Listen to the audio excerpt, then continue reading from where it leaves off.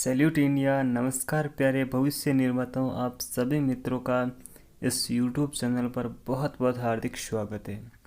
और जो भी साथी फेसबुक लाइव देख रहे हैं प्लीज़ कमेंट करें, है ना, आपके कितने क्वेश्चन राइट हुए और कौन कौन से क्वेश्चन गलत हुए, किस प्रकार के क्वेश्चन हैं। ठीक है, तो मित्रों कभी कभार क्या होता है ना, एक्चुअल में कोई मिस्टेक हो ही जाती है कि ऑप्शन 2 बताना होता है और वहाँ पर 3 टिक कर देते हैं। ठीक है, या फिर कोई जो फैक्ट है उसमें थोड़ी गड़बड़ी आ जाती है तो उसको हम कमेंट में वापस सुधार कर देते हैं और ज़्यादा ऐसी मिस्टेक नहीं होती है।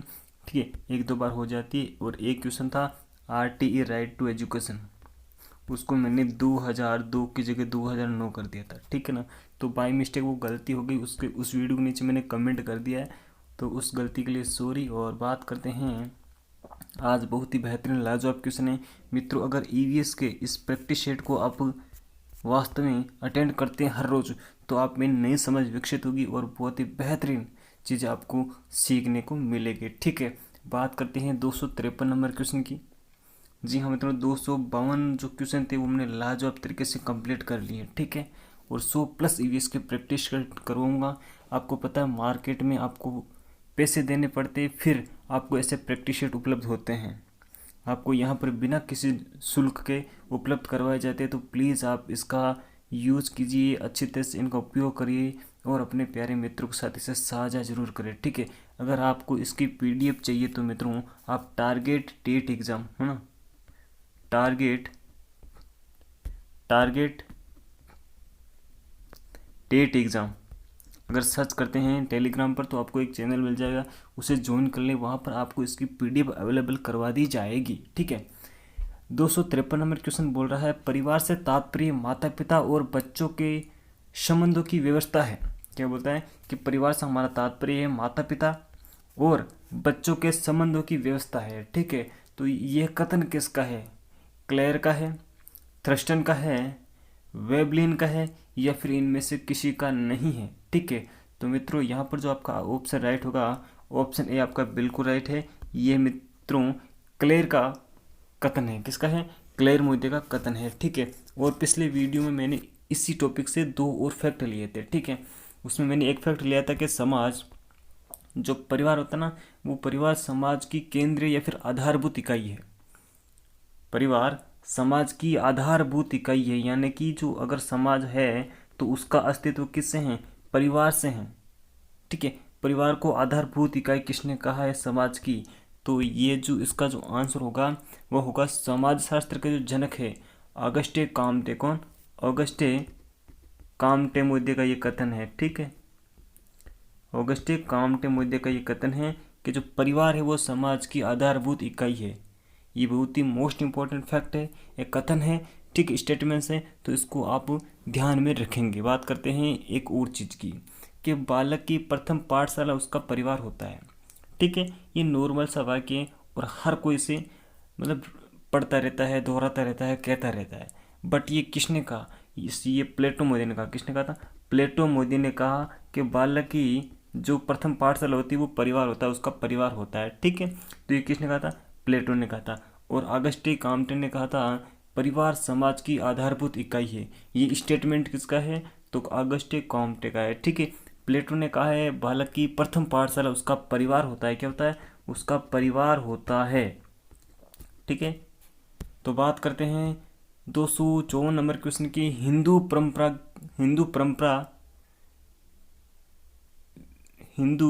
परंपरागत विश्वास के अनुसार, हिंदू परंपरागत विश्वास के अनुसार विवाह क्या है? ठीक है, हिंदू में प्रचलित एक विश्वास है, परंपरागत रूप से चली आ रही है, तो उसमें विवाह क्या है? विवाह को क्या बताया गया? एक प्रथा बताया गया है क्या? एक रीति बताया गया क्या? एक रिवाज के तौर पर माना जाता है या फिर एक संस्कार है? तो मित्रों आप सभी मित्र जानते हैं कि हिंदू में जो विवाह है ना वो एक संस्कार में माना जाता है। ठीक है, जो 16 संस्कार होते हैं उनमें एक संस्कार होता है पाणी ग्रहण संस्कार। क्या होता है?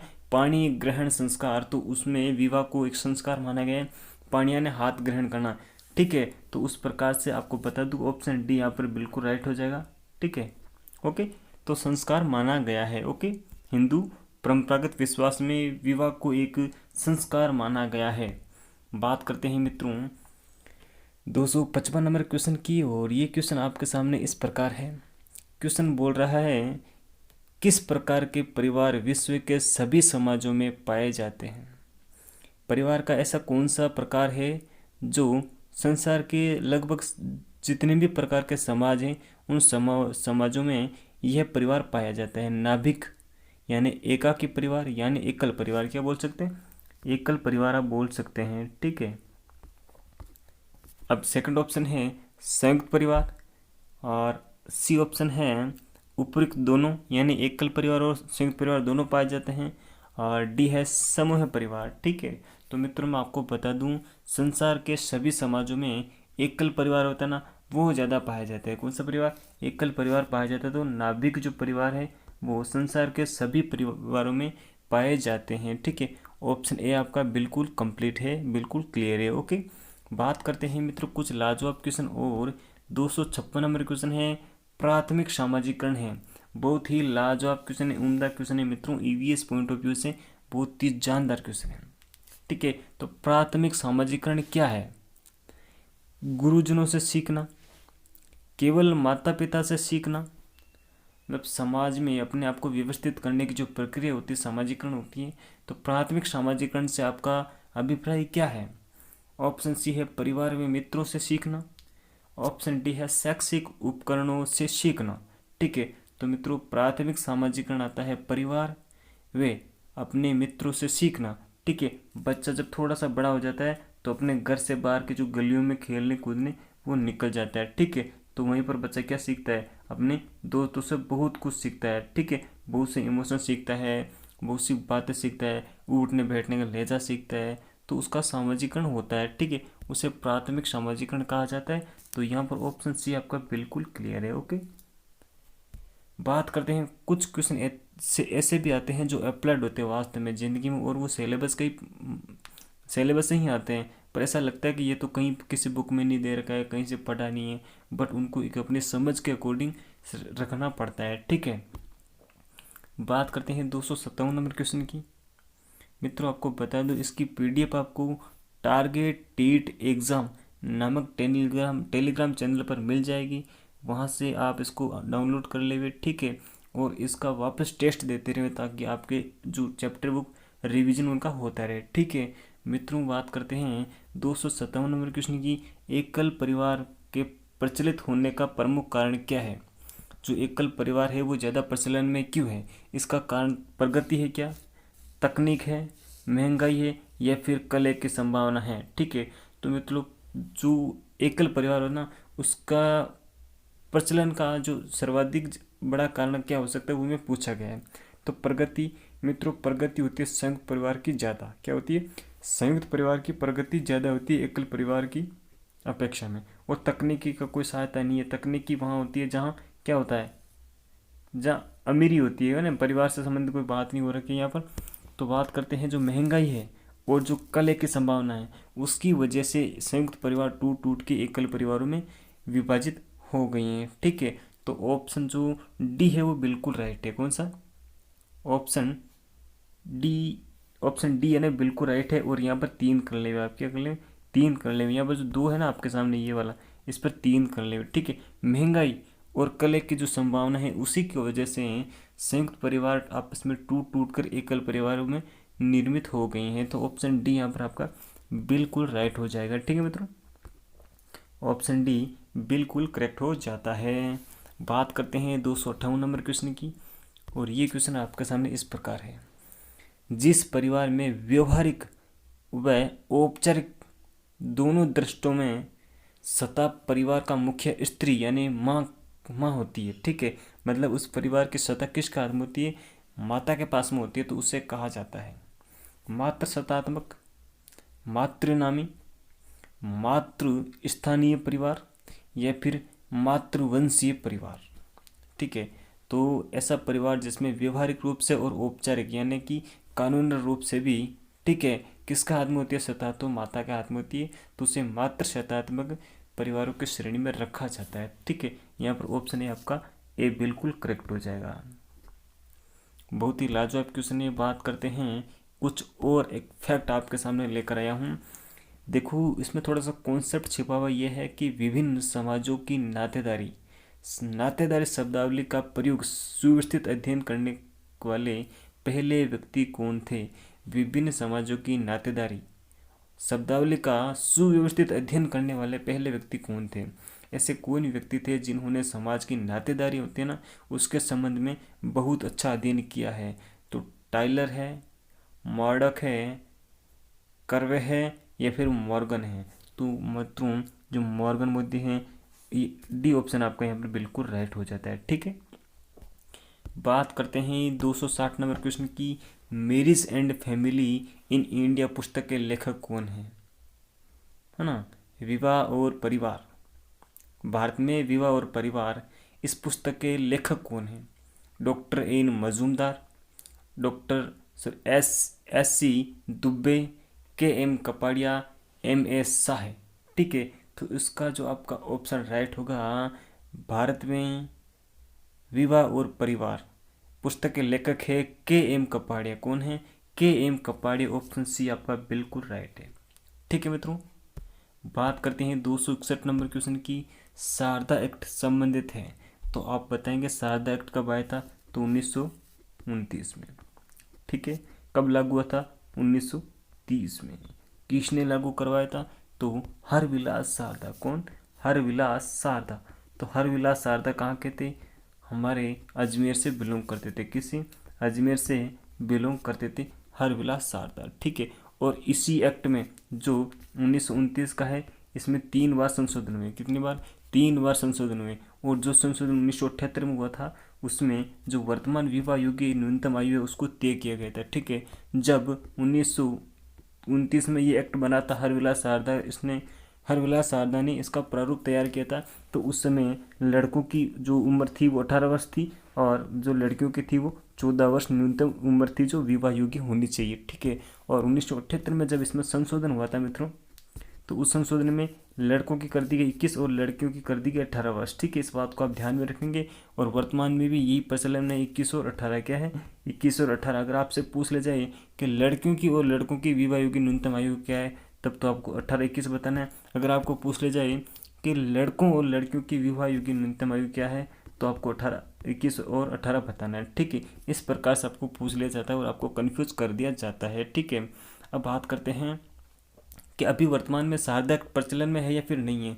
तो मित्रों आपको बता दूं, 2006 में शारदा एक्ट को समाप्त करके उसकी जगह 2006 मतलब बाल विवाह निषेध अधिनियम 2006 लागू कर दिया गया। ठीक है, तो बात करते हैं ऑप्शन सी यहाँ पर बिल्कुल क्लियर है।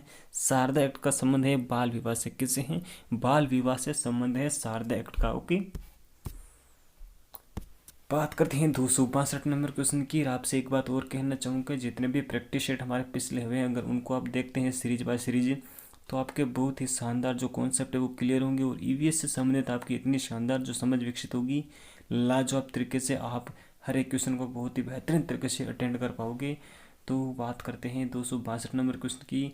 भारतीय संविधान में प्रत्यक्ष रूप से किसके विषय में चर्चा की गई है?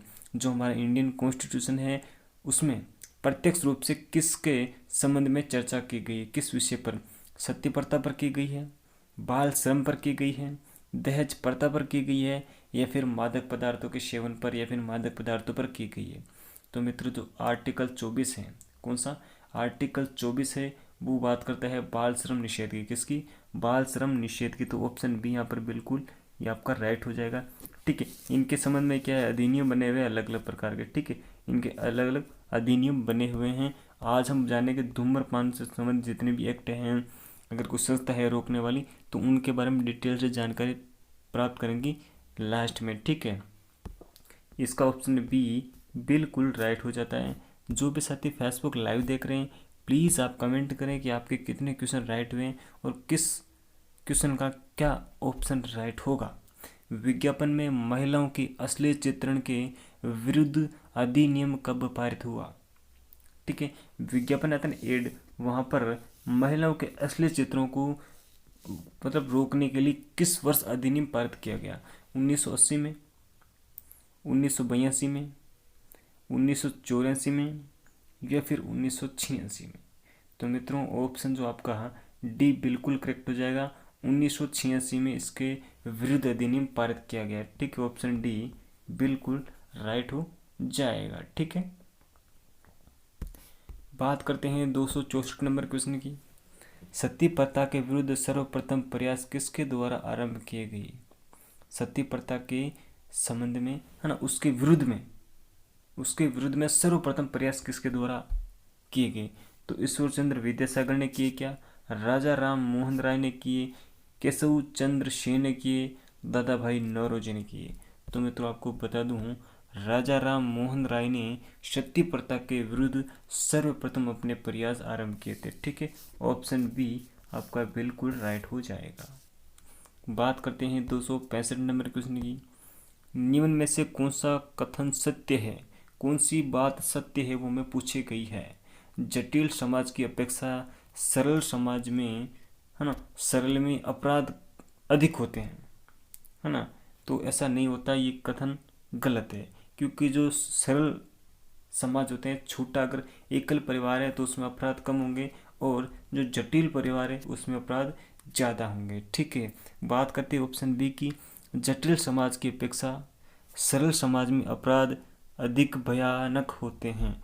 ठीक है, तो ये भी स्टेटमेंट गलत है। हमें सत्य पूछा गया कि सही कौन सा होगा। ठीक है, सी ऑप्शन है, सरल समाज में सामाजिक नियंत्रण लिखित में होता है।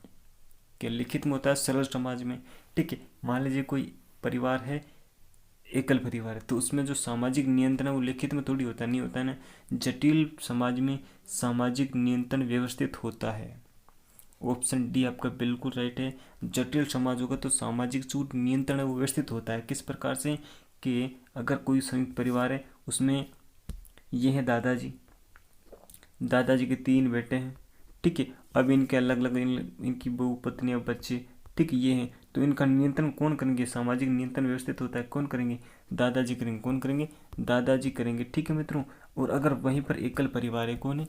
एकल परिवार है, एक तो ये परिवार है, ठीक है, मतलब ये तो पापा हैं और ये मम्मी है, और ये इनके 2 बच्चे हैं जो कॉलेज लाइफ में अपनी ज़िंदगी आनंदपूर्ण बिता रहे हैं। ठीक है, तो ये अपनी मर्जी से कार्य करेगा, ये अपनी मर्जी से कार्य करने लग जाएगा, और ये भी कहीं ना कहीं इनके कहने से बाहर तक कार्य करने लग जाती है, तो वहाँ पर नियंत्रण नहीं होता है। तो ऑप्शन जो डी है बिल्कुल राइट है साथियों। ठीक है, बात करते हैं 267 नंबर क्वेश्चन की, और 267 नंबर क्वेश्चन है, कन्या भ्रूण परीक्षण व गर्भपात कब प्रतिबंधित किया गया? तो 1994 से, 1995 से, 1996 से, 1997 से। ठीक है, तो मित्रों ऑप्शन जो आपका राइट होगा, ऑप्शन ए आपका बिल्कुल करेक्ट है।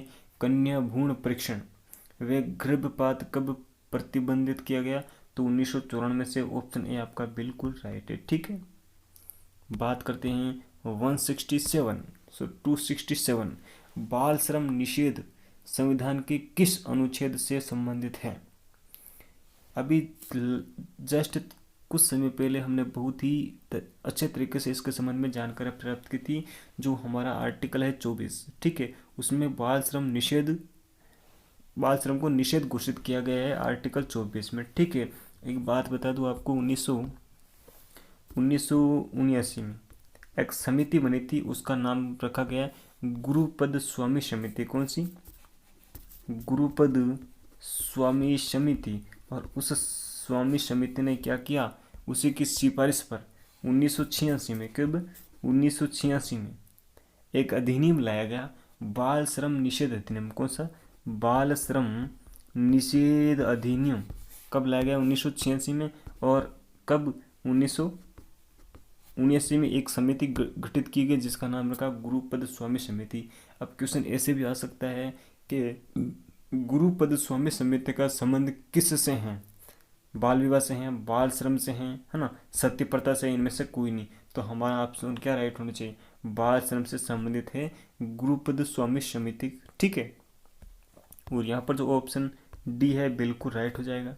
बात करते हैं 268 नंबर क्वेश्चन की, बालकों को 6 से 14 वर्ष शिक्षा का अधिकार कौन से संविधान संशोधन द्वारा मूल अधिकारों में जोड़ा गया?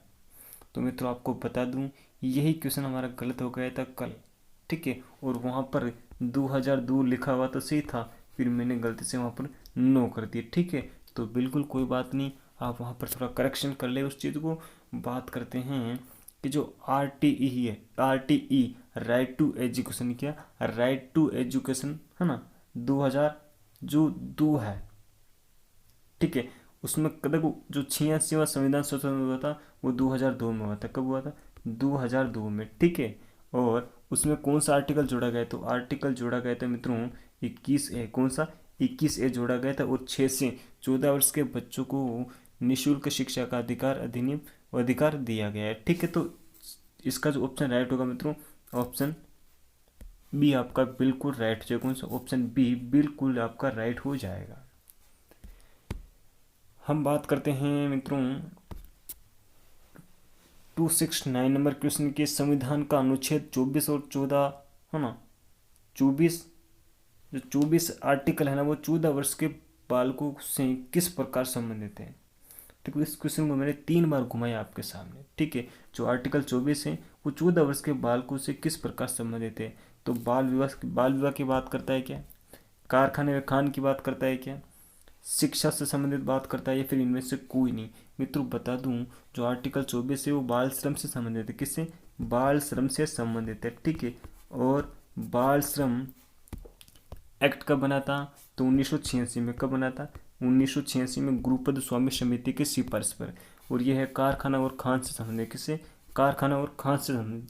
अब आप मुझे ये बताएंगे कारखाना अधिनियम कब आया था और खान अधिनियम कब आया था, और इन अधिनियमों के द्वारा बाल श्रम की सीमा क्या निर्धारित की गई, आयु क्या निर्धारित की गई, ठीक है। कमेंट करके जरूर बताएं, क्योंकि पिछले जितने भी प्रैक्टिस सेट हुए उनमें मैंने लगभग 2 से 3 बार इसकी चर्चा कर रखा हूँ मैं, ठीक है। तो अब नहीं बताऊँगा, आपको बतानी है ये चीज़, तभी तो मज़ा आएगा पढ़ने का। तभी तो मज़ा आएगा पढ़ने का कि आप वास्तव में कितना नोट डाउन करके पढ़ते हैं। तो ऑप्शन यहाँ पर बी आपका बिल्कुल राइट हो जाएगा। बात करते हैं आज धूम्रपान नशाखोरी के कानून क्या क्या है, ठीक है। धूम्रपान उससे संबंधित देखो ये नॉर्मल चीज़ें हैं कि इनसे हानि क्या है, इनसे लाभ क्या है, इनसे कैसे छुड़वाया जाए, ठीक है। तो ये चीज़ें नहीं होती आजकल, ये चीज़ नहीं पूछी जाती, इससे संबंधित एक्ट पूछ लिए जाते हैं। तो सार्वजनिक धूम्रपान निषेध अधिनियम, ठीक है। सार्वजनिक धूम्रपान निषेध अधिनियम 2008 कब बनाया गया? इसे 2 अक्टूबर 2008 को बनाया गया, ठीक है। इस कानून के तहत किसी भी सार्वजनिक स्थान पर, जैसे स्कूल हो सकती है, होटल हो सकती है, ठीक है, हॉस्पिटल है ना, इस प्रकार के जो सार्वजनिक स्थान होते हैं वहाँ पर धूम्रपान निषेध है। क्या है? धूम्रपान करना निषेध है। और ऐसा लिखा होता है कि यहाँ पर धूम्रपान करने पर 200 रुपये का जुर्माना देना होगा, ठीक है। तो 200 रुपये का जो जुर्माना लगता है वो इसी एक्ट के तहत लगता है, सार्वजनिक धूम्रपान निषेध अधिनियम 2008 से। कब से? 2008 से, ठीक है। बात करते हैं दूसरा कौन सा प्रयास है? सिनेमेट्रोग्राफ अधिनियम 1952। इसके तहत यह प्रावधान किया गया कि अगर कोई भी कंपनी नशीला पदार्थ या तंबाकू युक्त पदार्थों का निर्माण करती है, जैसे कि मिराज है, गुटखा है, जाफरी, इस प्रकार की जो पूड़ी हम देखते हैं ना, उसकी पूड़ी के ऊपर लगभग एक साइड में क्या होता है, एक विचित्र आकृति बनी होती है ना। तो उस कंपनी को अपने पैकेट के लगभग 65% भाग पर, कितने प्रतिशत भाग पर? 65% भाग पर एक विचित्र प्रकार की आकृति बनानी होती है ना।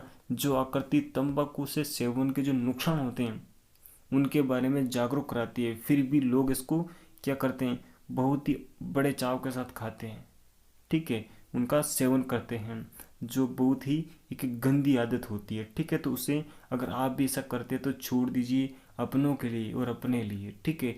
भारत सरकार के आदेश अनुसार उस आकृति को निर्मित करते हैं और सूचना देते हैं जो ग्राहक उनको खाते हैं, ठीक है, कि तंबाकू से कैंसर होता है, तंबाकू जानलेवा है, ठीक है। अगर किसी टीवी सीरियल में भी अगर कोई तंबाकू या फिर कोई मादक पदार्थ का सेवन करता है तो वहाँ पर तंबाकू जीवन के लिए हानिकारक है, ऐसा लिखा आता है नीचे, ठीक है ना। तो इसी एक्ट के तहत ये चीज़ें होती है 1952 की। देखो हमने बच्चे को धूम्रपान तो कब करवा दिया? 2008 में। कब? 2008 में धूम्रपान करवा दिया, वो सार्वजनिक स्थानों पर, ठीक है। अब बात करते हैं कि जो कागज़ पर छपे होते हैं ना वो चित्र 1952 से आ रहे हैं। कब? 1952 से आ रहे हैं, ठीक है। इस प्रकार से आप थोड़ा को रिलेटेड करते हुए इनको याद करें। बात करते हैं नार्कोटिक्स ब्यूरो, इसका गठन कब हुआ था? तो इसका गठन हुआ था मार्च 1986 में, ठीक है। और ये क्या करती है, जो धूम्रपान होते हैं, नशीला पदार्थ होते हैं, उनका सेवन करते हैं या फिर उन पदार्थों की कोई गुणवत्ता उसकी जांच करते हैं, ठीक है, पदार्थों की जांच करते हैं। तो इसका मुख्यालय कहाँ, नई दिल्ली में है। नाडा क्या है और वाडा क्या है, इसके बारे में हम जानकारी प्राप्त करेंगे। तो आपको बता दूं नाडा क्या है, नेशनल एंटी डोपिंग एजेंसी। अब डोपिंग क्या होती है, डोपिंग के बारे में जानकारी प्राप्त करते हैं। आपको बता दो, आप अगर क्रिकेट देखते हैं तो डोपिंग के बारे में बहुत ही महत्वपूर्ण तरीके से जानते होंगे। डोपिंग खिलाड़ियों के द्वारा नशीले पदार्थों का सेवन करते हुए खेल को खेलने का कार्य करते हैं, ठीक है। क्या करते हैं, कोई खिलाड़ी होता है ना, तो उससे पहले, खेलने से पहले वो किसी नशीले पदार्थ का सेवन कर लेते हैं, ठीक है, तो वही डोपिंग कहलाता है। नेशनल एंटी डोपिंग एजेंसी नाडा, ठीक है। मतलब इसकी स्थापना कब हुई, तो 2005 में, 24 नवंबर 2005 को नाडा की स्थापना की गई और इसका मुख्यालय रखा गया नई दिल्ली में, ठीक है। ये तो है हमारे इंडिया लेवल पर, नेशनल लेवल पर, ठीक है, नेशनल लेवल पर।